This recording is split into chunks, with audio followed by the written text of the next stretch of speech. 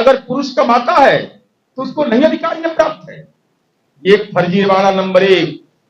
फर्जीवाड़ा नंबर 2, अगर महिला के पति की मृत्यु हो गई और वह महिला घर चला रही हो, जैसे बाहर मजदूरी करती हो, तो उसे ही पात्र माना गया, तो ही उसको मिल सकता है।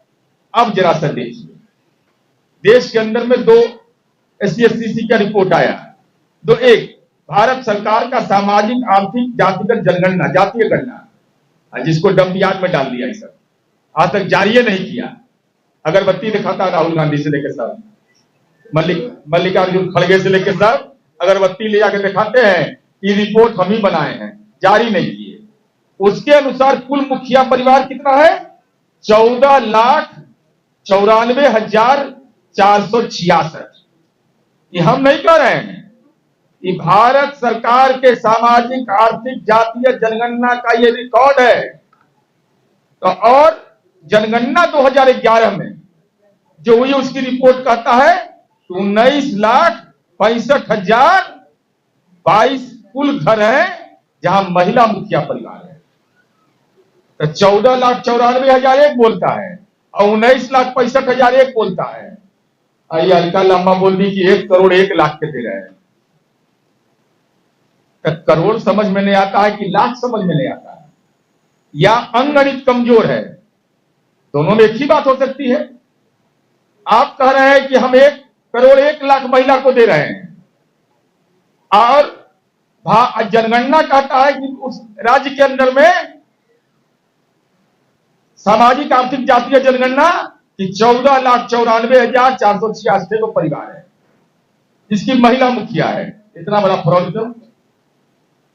ये आंकड़े की हेराफेरी क्यों, बाजीगरी क्यों? चुनाव में तो आपने वादा किया था हर महिला को देंगे, उसके बाद आपने नियम बदल दिया। नियम बदलने के बाद आप बिहार में आके असत्य बोल के चली गई। 1,01,00,000 परिवार को दे रहे हैं। अब परिवार का संख्या हमारा नहीं रिपोर्ट है, आप ही की सरकार की रिपोर्ट है, जिसमें भारत के सामाजिक आर्थिक जातीय जनगणना में 14,94,466 और जनगणना में 19,65,022। तो 20 लाख से भी कम आदमी के दे रहे हैं। अब पड़ाका छोड़ दिए कि 1,01,00,000। ये महिला होकर के महिला का अपमान करती है, हम समझ लीजिए। आप देखिए, हम लोग भी देते हैं योजना, सब लोग को अपनी सारी सुविधाएं, किसी जाति धर्म की महिला के साथ कोई हम लोगों ने कभी भी अनाधिकार किसी तरह की चेष्टा नहीं की, उसके साथ डिस्क्रिमिनेशन हो। अब कौन कौन इस मापदंड के बाहर आ गए? तो चुनाव के समय ज्ञान नहीं रहता है। राहुल बाबा, विदेश में आप पढ़े, विदेश में आपका ननिहाल, तो स्वदेश का ज्ञान कुछ रखिएगा ना। इस देश के कानून का नहीं जानकारी है तो उस समय क्यों नहीं बोला था कि जो इनकम टैक्स से बाहर रहेगा उसको नहीं देंगे, जो गवर्नमेंट जॉब में है नहीं देंगे, जिसका हस्बैंड अगर इनकम टैक्स देता है, जीएसटी में पंजीकृत है, तो ऐसे परिवार की संख्या जो आयकर देता है, ऐसा हाउस होल्ड है 1,25,593। जो सरकारी नौकरी में है 47,764।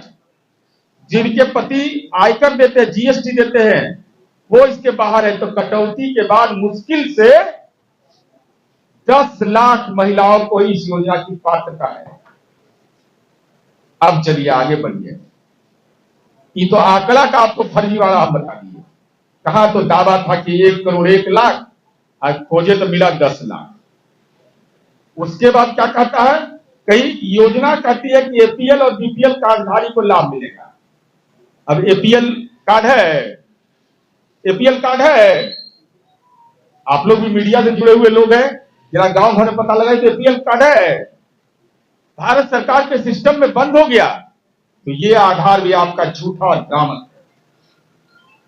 अभी पैसा माल कहां से आया? सो देखिए क्या कर रहा है, कितना बड़ा गुनाह लोग कर रहा है, आप समझिए।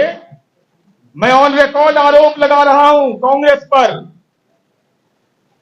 कि जो दलित और आदिवासियों के लिए योजना जो बजट में स्वीकृत किया गया था कर्नाटक सरकार के द्वारा 2023 में 7,881 करोड़ रुपया और 91 लाख दलित और आदिवासियों के तयशुदा बजट में का जो बजट था उसको ट्रांसफर कर दिया। जो मिलना चाहिए था दलित को, जो मिलना चाहिए था आदिवासी को, उस पैसा को इन लोगों ने, कांग्रेस की सरकार ने गृह लक्ष्मी योजना के तहत डाइवर्ट कर दिया। सवाल नंबर 1, क्या दलित की महिलाएं महिलाएं नहीं है? क्या आदिवासी की महिला महिला नहीं है?